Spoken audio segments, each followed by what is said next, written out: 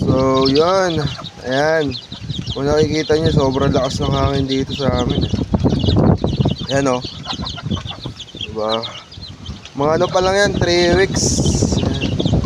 Mga 2 beses natin sila pinapakain. Diba? 3 weeks pa lang sila mga boss. So, saglit na video lang to. Dito nasa 22 yan.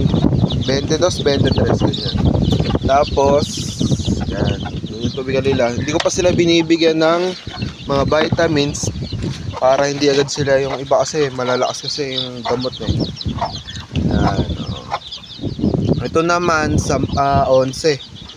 11 naman yan. Yan. Diba? Tapos yun lang. Yan yung tubigan nila.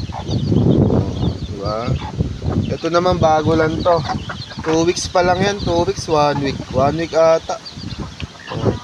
Yun yung nanay nila, diba? Hindi tayo gumagamit ng mga incubator para mas malakas talaga yung mga manok. Diba? Diba? Yan yung mga gusto nyo.